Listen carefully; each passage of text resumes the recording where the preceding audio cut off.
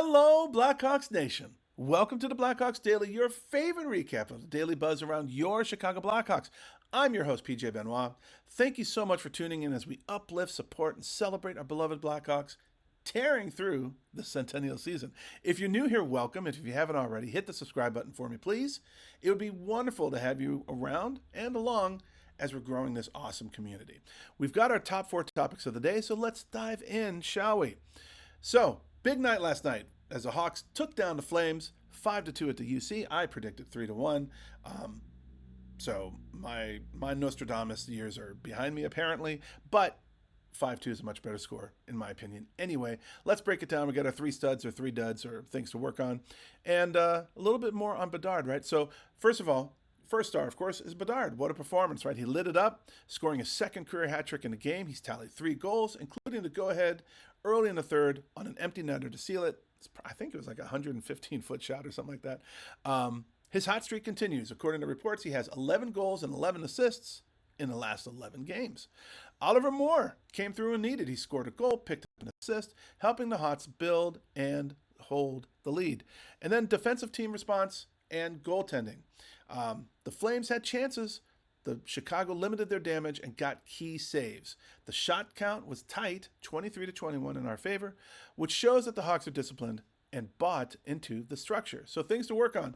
Power play conversion. Despite the win, the Hawks went 0 for 4 on the power play, right? That's a stat that stands out. You win by scoring goals, yes, of course. But when you're having chances with the man advantage and you're not taking advantage of it, because that's what it is, that's money left on the table, right? You got to cash in.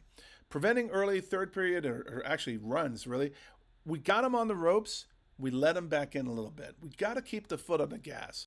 Our response to them was strong, obviously, but ideally you don't want to give the opponent life, repeatedly during the game. Put them down, keep them down, get the W, move on. Maintaining momentum and depth usage. So injuries stacking up, it's part of hockey.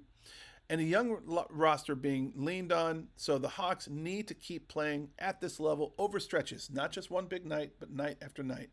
By and large, they've been doing that, which is awesome to see. A lot of credit to Blachawks on that. The depth guys need to continue contributing when called upon, and so far they have. So let's talk about numbers and context for Connor Bedard. So, hat trick last night, second career hat trick. His first was October 28th against Ottawa. He's got 22 points in 11 games. Quite the tear. And this makes him the 4th player in Blackhawks history to record multiple hat tricks before the age of 21, joining some not bad territory or companionship here, joining Alex DeBrincat, Jeremy Roenick, and Bobby Hull, right? Not bad company. And then the really cool part, last night, Bedard gets his hat trick, and his buddy, Macklin Celebrini, over on San Jose, also gets a hat trick.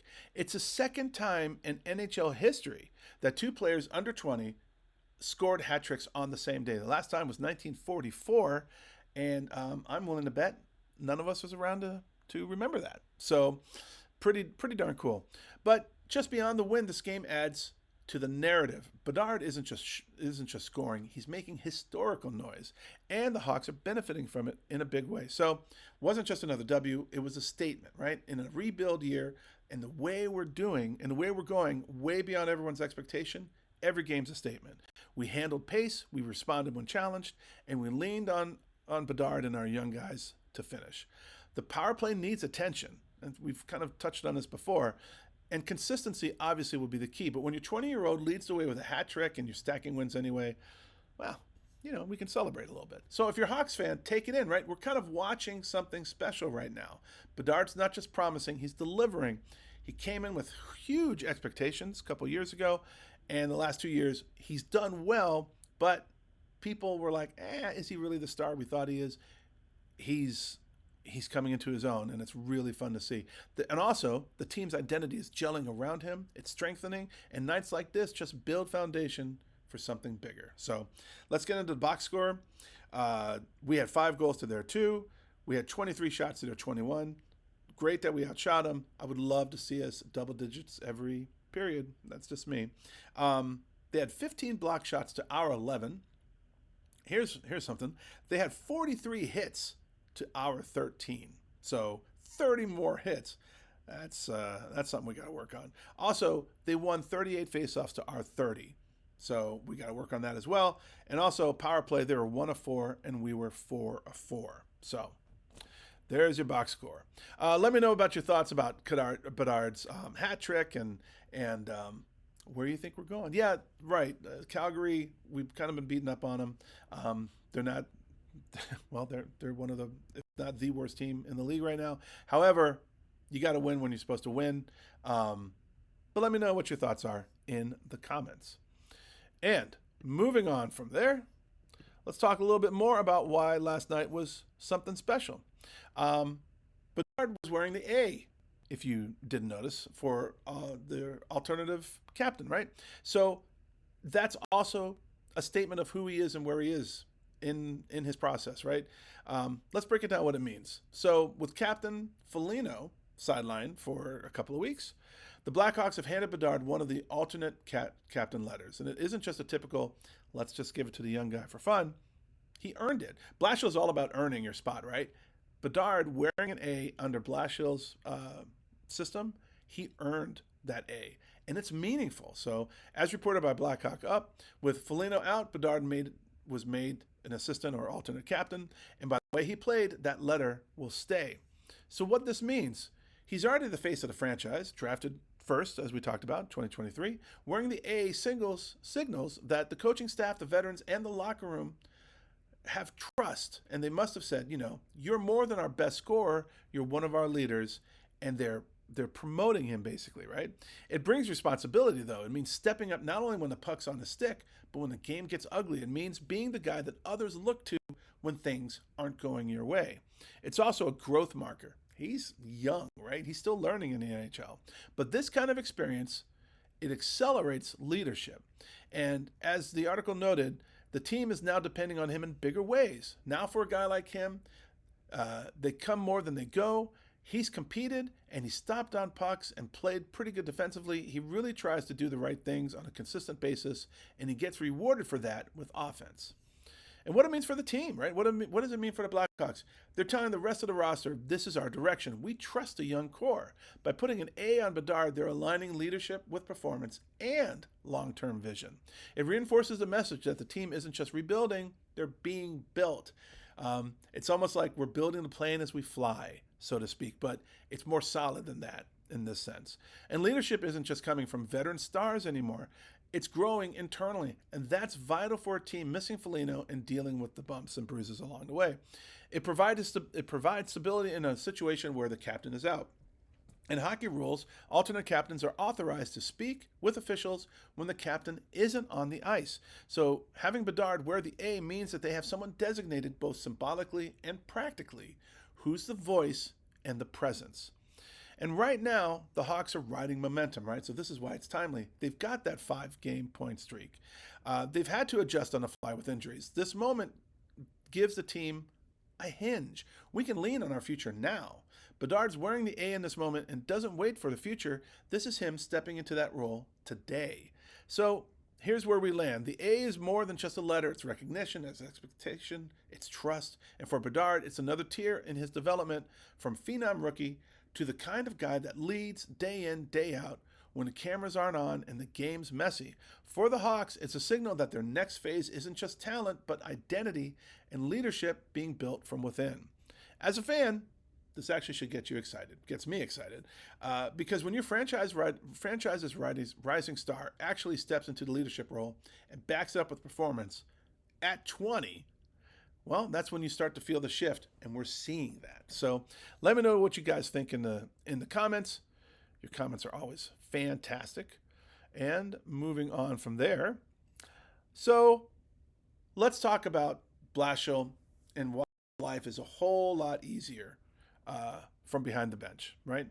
And honestly, over the last couple of seasons, Blashill deserves all the praise because we've been through some coaching issues as of late, as you know.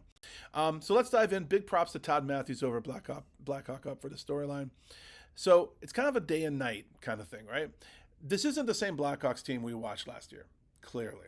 Through the first quarter of the season, Blackhawks sits at 10, 5, and 4, right in the mix, and we're looking like a group that could absolutely push for a wild card spot if we stay consistent. That's a massive jump from where things were in 24-25, and it hasn't gone unnoticed. In fact, Elliot Friedman said on 32 Thoughts that Blashill is de-aging, literally looking younger, because of how this young team is starting to figure it out. His exact words: a youthful team that's bad ages you, but a youthful team that's starting to figure out, like the Blackhawks, makes you younger. And he's right. Last season, being the Blackhawks head coach came with a giant high-stress label attached. You weren't inheriting a team that couldn't score, couldn't defend, you were inheriting a team that couldn't score, couldn't defend, and couldn't stay healthy. That ages you in a hurry. Ages fans as well, because we're just dying, right? But this year, Blashill looks like a guy who made the right decision, because this group is finally giving him something to work with. Veterans are rising, of course, but youth is the story, right? We've talked plenty on this channel about the improvement from guys like Tyler Bertuzzi and Teravainen, Burakovsky, and Donato, all of them playing well above last year's level, and that matters. But the real story, the reason this team feels different, is the youth. We've been talking about that as well. Bedard, obviously been the catalyst, right? 13 goals, 29 points. He's playing like a guy ready to join Celebrini as one of the faces of the league, and he already kind of is. He drives everything. When Bedard figures it out, and has figured it out, everyone else followed. Frank Nazar, 5 goals, 13 points, living up to that massive extension he signed this offseason. He looks like a top 6 guy, legitimately, for the next decade. Levshinov, 10 points. Crevier, 10 points. The two young defensemen aren't just surviving, they're impacting games. And then, of course, our backstop, right? Spencer Knight, a shutout, a .924 save percentage, a 2.42 goals against average, all in his age 24 season. For most goalies, that's when they're just starting to figure out the league. Knight's already playing like a reliable and dependable number one, another thing we haven't had in a dog's year, right? This young core is giving Blashill something every coach wants: talent, buy-in, and consistency. And why this changes everything for Blashill. Here's the truth. A promising rebuild can make a coach's career, obviously. A failing one can also definitely ruin it. Blashill walked into a rebuild that looked like it would age him 10 years in just 2 seasons. But now he's coaching a group that plays fast, plays hard, is gaining confidence, and still hasn't come close to its collective peak. This is a coach who suddenly has job security, a long-term vision, and a roster that's growing together, not falling apart.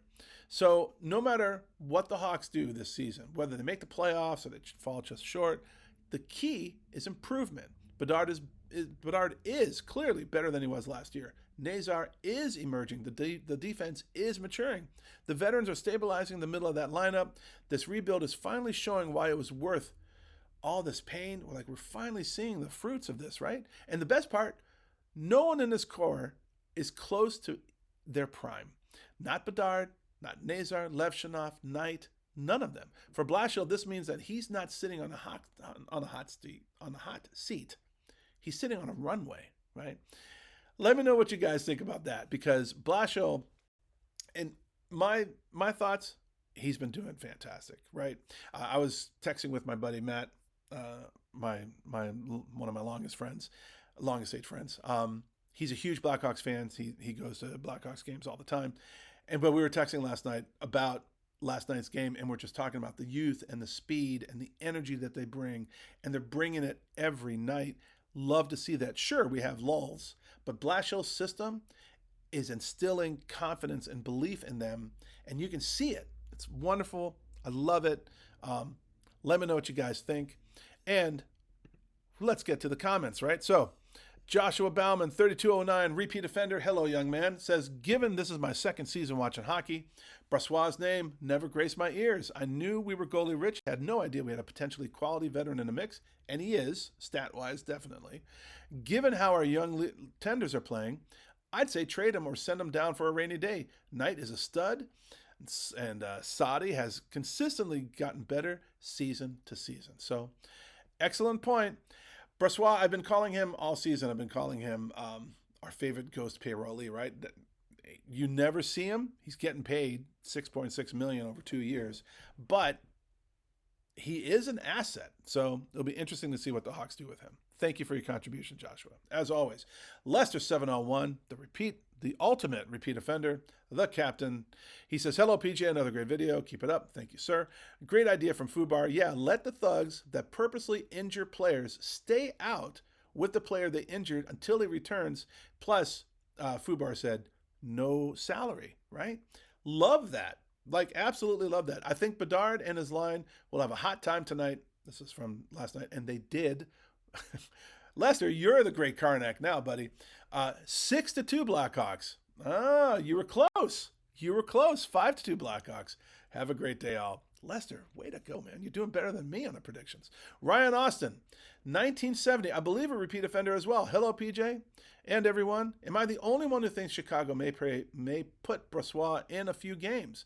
Maybe 5 if he does well. Maybe Chicago trades him, where teams are wanting goalies, mainly Edmonton. So his name has been tied with Edmonton in the past, for sure. I don't know if he might. If either Knight or Soderblom get hurt, I think Brossoit is in before Comesso. Well, if Brossoit is actually healthy. If hopefully never an injury happens, he might go in just like you're saying, to try him out a little bit. So great point. It'll be interesting to see how things pan out. Thank you, Ryan, for your contribution there. And Tom Filipiak, 3511. A lot of season left. Don't underestimate the Flames. Well, yes, sir. Your comments are always awesome. That particular one didn't age all that well, but you're right. You can never underestimate a team. So that's a wrap for today, Blackhawks Nation. If you're new here, welcome to the channel. Please like and subscribe. If you are subscribed, thank you so much for your support and sharing about the channel to all your friends, family, and neighbors. Get them all in here, the more the merrier. If you made a comment, thank you for sharing your thoughts and your expertise and passion about the Hawks with us all. And if you're a repeat offender in the comment section, thank you so much for your contributions. Absolutely an honor building this community with you. Just love it. Thanks to you all as we celebrate the very best team in hockey with the very best fans in all of sports in the very best city this world has to offer. That does it for now. I'm PJ, and thank you so much, and we'll see you next time on the Blackhawks Daily.